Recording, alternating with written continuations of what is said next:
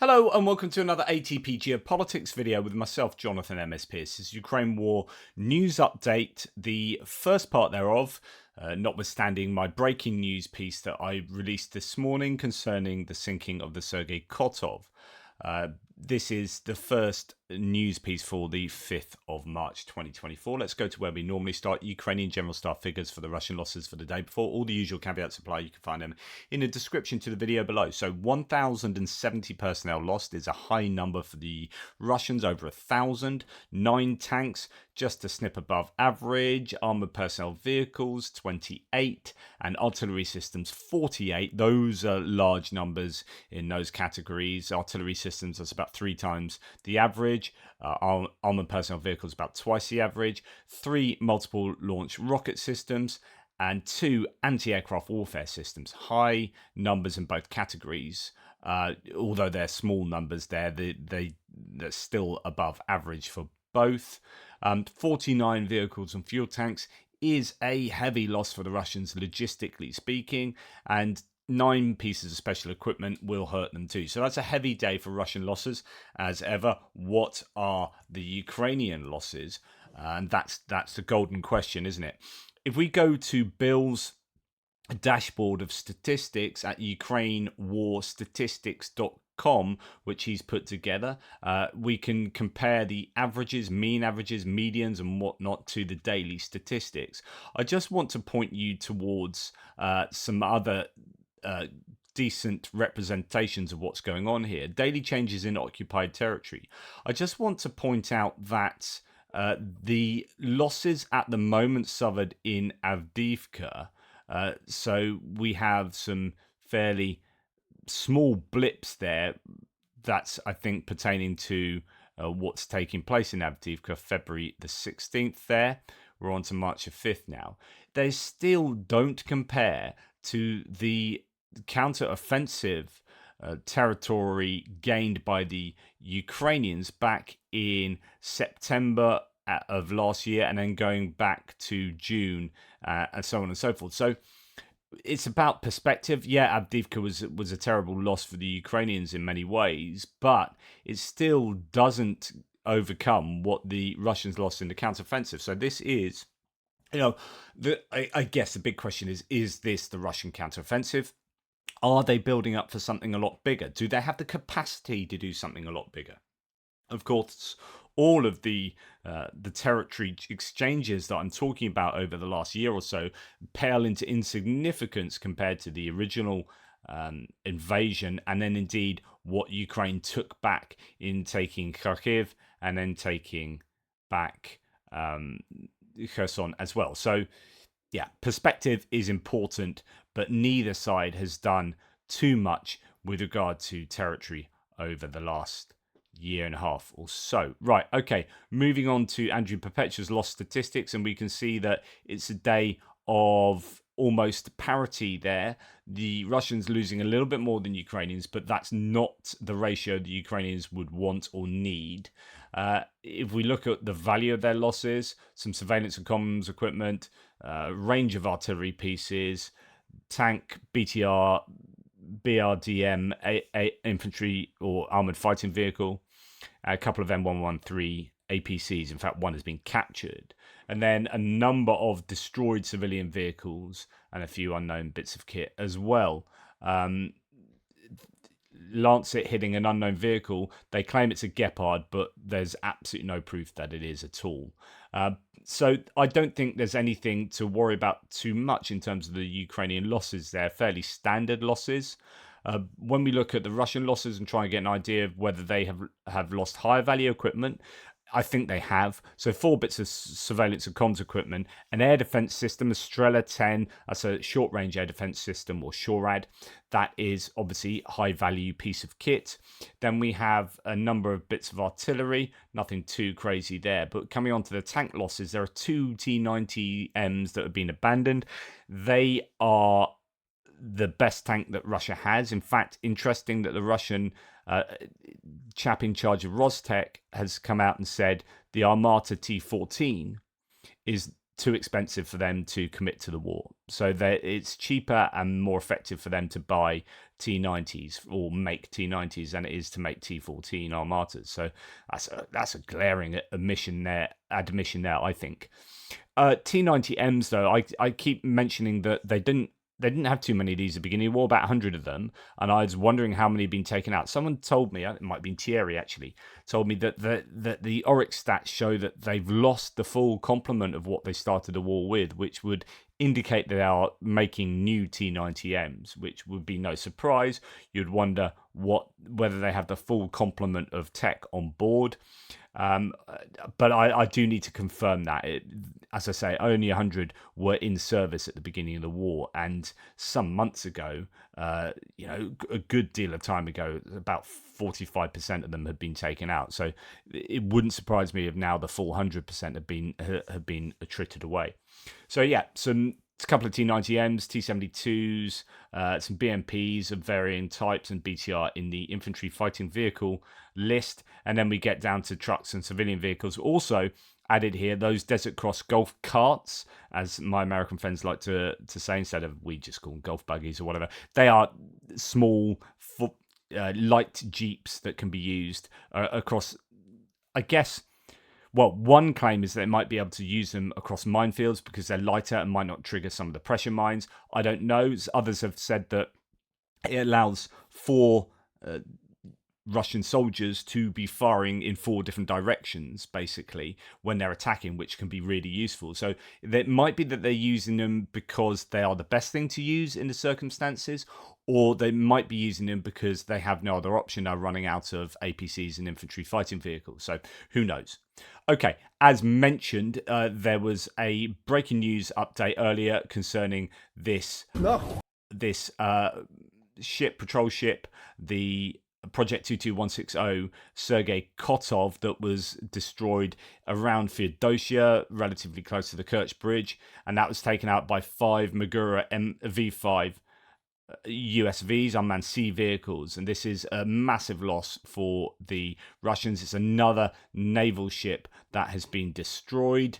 I mentioned it's one of a number of these patrol ships that have been lost. Actually, I was wrong in that. I think other Rapucha class ones have been taken out.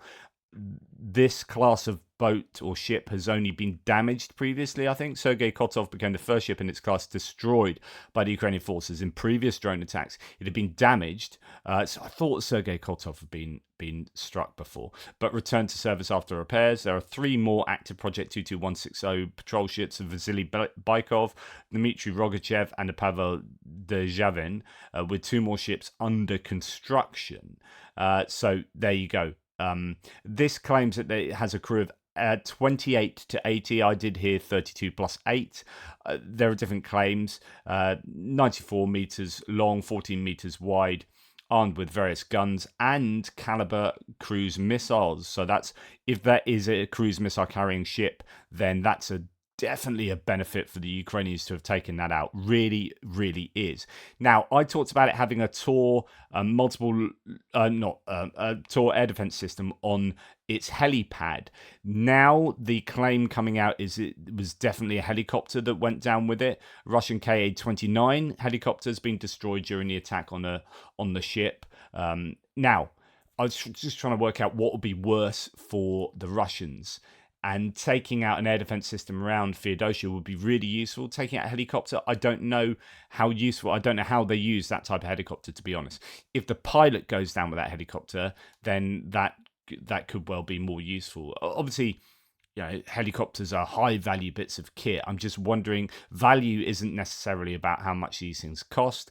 You got a Tor, which is fairly, hefty price wise, I guess, for a air defense system. Those are 2 high value bits of kit either way, but I just intuitively think an air defense system in around where that is might be more useful to take out, but you can let me know if I'm right in wondering that. Okay, helicopter, as mentioned, now from multiple sources being on board, but that's because it was stated by the spokesman for the naval forces of Ukraine, Dmytro Pletenchuk. So yeah, good day at the races for Ukraine, really. Now, Russian mill bloggers are coming out and lamenting this loss. Here's 13th saying at night the Ukrainians sank our Sergei Kotov patrol ship and an unmanned warship hit it. I don't want to comment on it because if it goes on like this, the Black Sea Fleet will consist of only catamarans and rubber bananas for vacationers. F this, he says. Yeah, not good for Russia, but not good also in terms of airframes. So over the last few weeks, 15 planes have been shot down. Russian avionics might be compromised, according to the Kiev Post. Quoting from, I think, is it Tom Cooper? Yes, it is aviation war expert. So according to Austrian aviation war expert Tom Cooper, a probable, not very Austrian name, a probable but as yet unproven and unconfirmed explanation of the recent string of Sukhoi shootdowns is a compromise of confidential defensive electronic systems aboard the Russian jets to Ukrainian and US technicians and tweaks made by Ukrainian operated anti-aircraft systems that's taking advantage of the knowledge. Aside from entire aircraft, Ukrainian forces have captured critical components that would be predictable targets for research and countermeasure development. One of the widest reported was a September 2022 recovery by Ukrainian troops of the RTU-518 PSM self-protection jamming pod, a cutting-edge defense system on a crashed Su-30 fighter jet. The Su-34 and Su-35 both typically carry the pod. Now that could be significant if they've been able to bring up countermeasures to the airframes that or measures to counter the countermeasures, if you like. These are countermeasures. If they can develop those, it might mean that indeed the Russian airframes are easier to shoot down at the moment. Interesting speculation there. Accordingly, the compromised system does not detect incoming missiles any longer. Wow. Okay, now I was talking about the French Hammer, the AASM 250 guided glide bomb or the guided bomb that, I don't know if it's got fins, these, but anyway, or wings. The French are making 50 of these a month, up to the tune of 600 that will be given to Ukraine. Already they've received a batch and they are using them here at Kazachi Lahiri.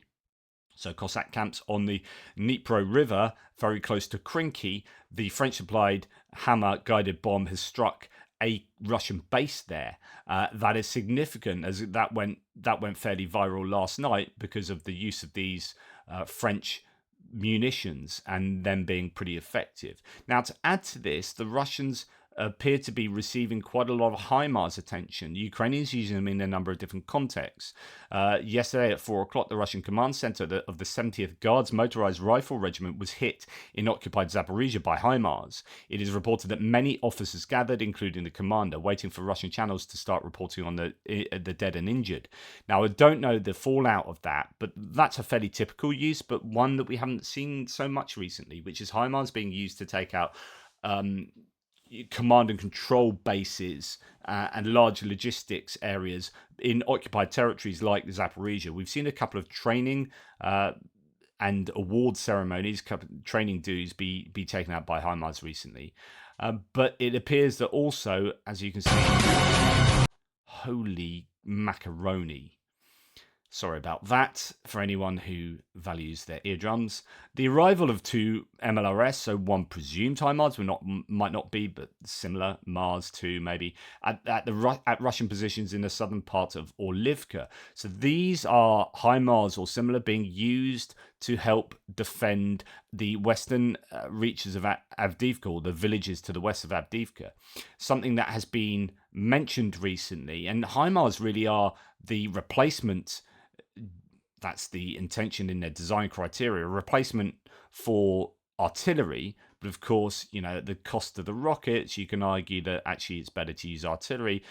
There was this idea that artillery was just going to become obsolete, but this war has very much proven otherwise. However, these are designed to be used as artillery. The problem is, if you can use artillery, it's cheaper, so you might as well use it to hit targets that are closer, and then use HIMARS to hit things up to 84-kilometer range. Now, if they're using them in Orlivka, in Avdiivka, it probably means that the targets are high enough value to justify using these, and they don't have the artillery ammunition. It could be that they just have more HIMARS rockets than they've got artillery ammunition, relatively speaking. So we're seeing it used in that way. Now here we have the 110th Mechanized Brigade discovered a group of Russians in the Avdiivka direction and hit them with grenades from above, as well as corrected HIMARS strikes in Orlivka.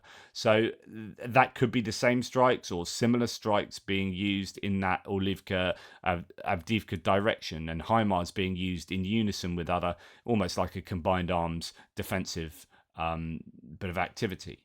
Okay, moving on. Another railway cabinet has been set alight. Okay, whoop-de-doo, this happens fairly often. The twist is that the FSB already arrested a suspect, a former combatant in the Ukraine war. Nikolai Evchenko, 21, so a young lad, allegedly confessed to this blaze near Chernets station in his native Bryansk region, so close to Ukraine, saying Ukraine paid him. Yeah, interesting. Yeah, okay. So moving on to distant strikes. And although there was a lot of activity last night, we're mainly just hearing about the ship at the moment, the Sergei Kotov. I think there's an awful lot of other activity that took place, and possibly in both directions. So, as in Russia on the Ukraine and Ukraine on Russia. There was last night claims that the Crimean bridge was being targeted. I don't think that's a case. Russian sources claim that both aerial and surface weapons were or are being used to attack the Crimean bridge tonight. They also claim that the Russian Black Sea Fleet assets are repelling the attack of enemy air and surface drones. So I think that's more likely activity around the Sergei Kotov and ships in close to the Kerch Bridge, but I don't think the Crimean bridge would have been targeted. Max 23 reports on a Russian source talking of the strike on the Sergei Kotov, and it's just being, very, very active. So at the moment, Ukrainian formations have made another attempt at a massive strike on the Crimean Peninsula.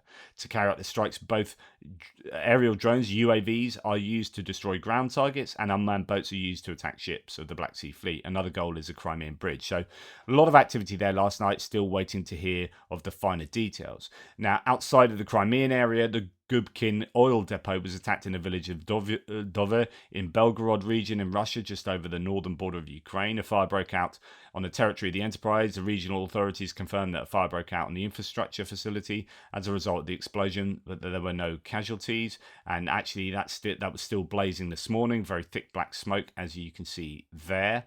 And Special Kherson Cats talks about this being attacked 100 kilometers from the Ukrainian border. That's what it would look like. Probably doesn't look quite like that at the moment. You'd imagine any of these sort of facilities in Kursk, Bryansk, and Belgorod and Voronezh, these regions, these oblasts very close to Ukraine, Rostov-on-Don, you'd imagine every oil terminal is on high alert at the moment because the Ukrainians look very keen on taking out these logistical hot points. Now, on the other hand, Odessa was apparently under massive attack from enemy drones. Oh, I'm missing my other one there. Basically, there was 18 drones were shot down of 22 that were fired, which is a fairly good interception rate. I have a feeling most, if not all of them, were fired at Odessa. I think Odessa was, I'm sure I heard that there were 18 at Odessa, so it could be that that's where all of them were shot down and all of them were fired.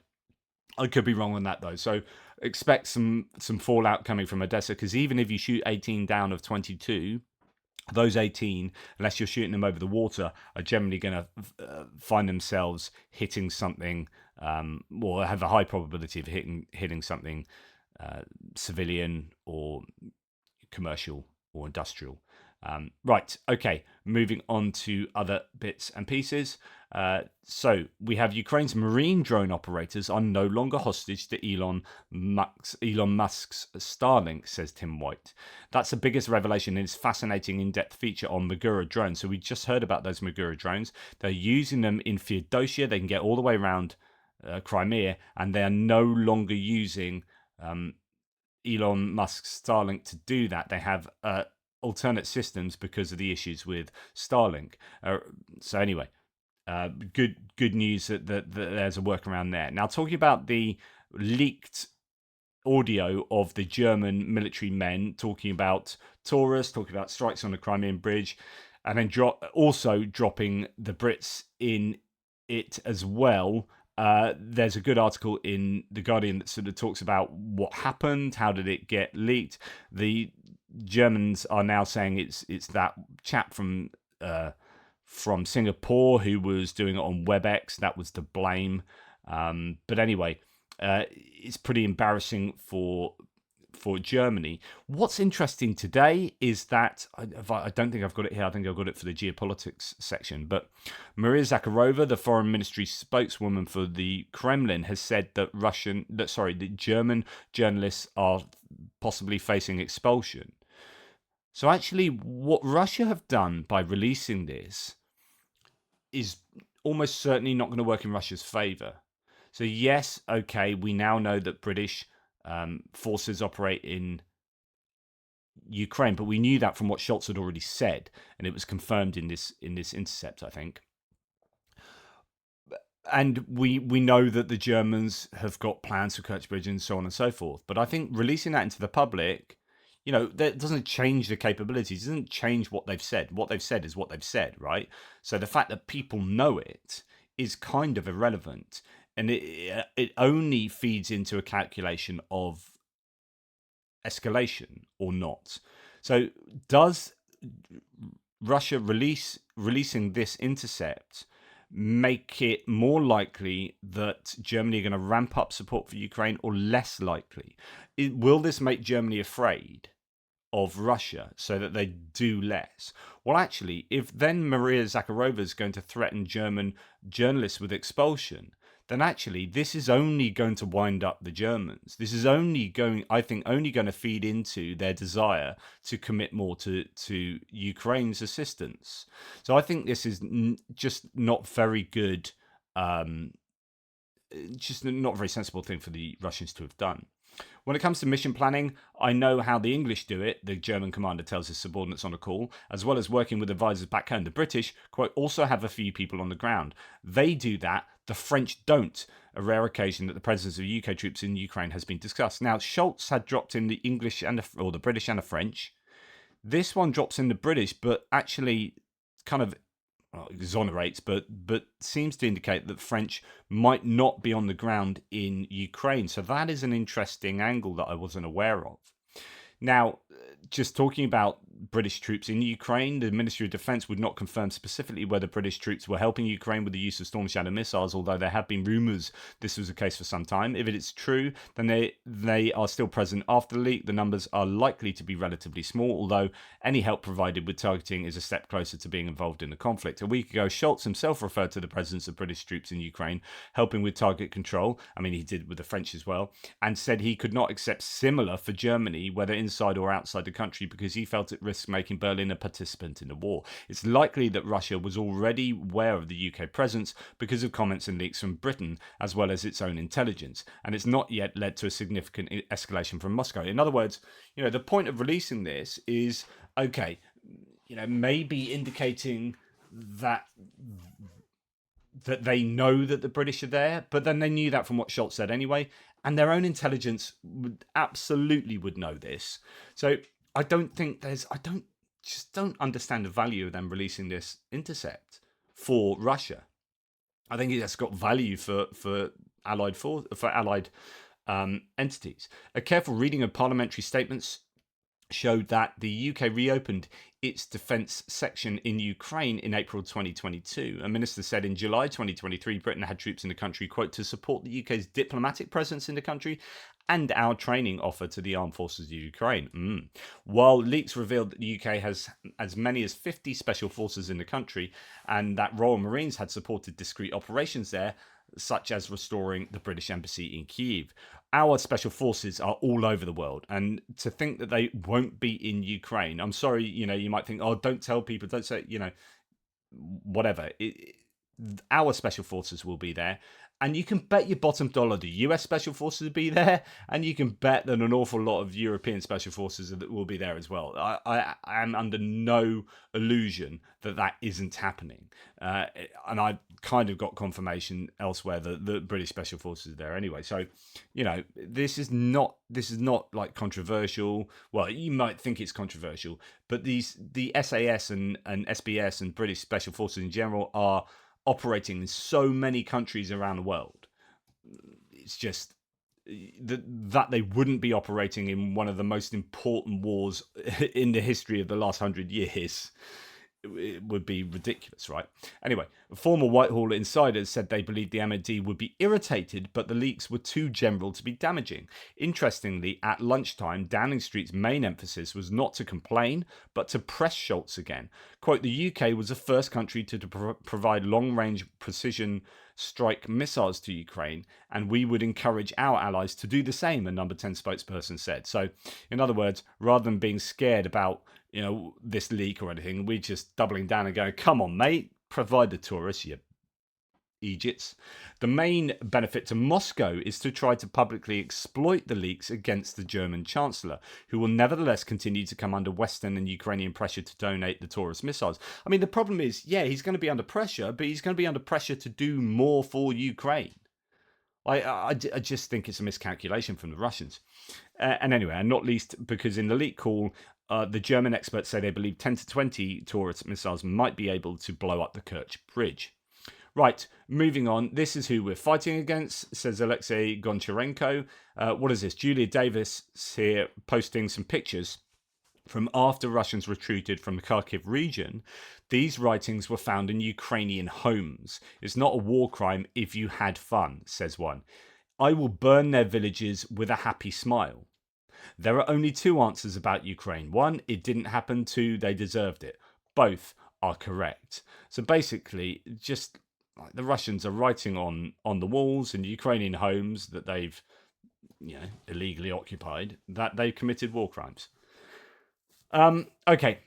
Kiev Independent reporting John Kirby, who is the US National Security Council spokesperson, saying that Putin is taking advantage of delays in US aid. I mean, this is 100% true. This is why we are seeing the Russians fight so hard in a number of different places, absolutely piling in Avdiivka, Novomykhailivka, Marinka sort of area, possibly Terny and Tulska, certain areas in Kyiv, but they're not getting very far. And I refer you back to the territory gained statistics for the last month or so.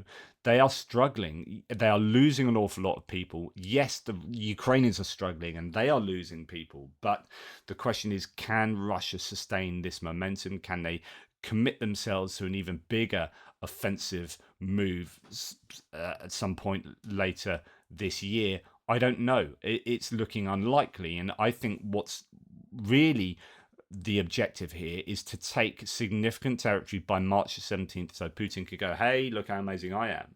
And I think they're going to get Avdiivka, but they're unlikely to get much else, maybe Novomykhailivka. I don't know that it's going to be worth the losses that the Russians will have sustained. Now, as I always say, yes, the Ukrainians are sustaining heavy losses that they can ill afford to take as well. So there is that. Anyway, thanks for watching. Please like, subscribe and share. Take care. Speak soon.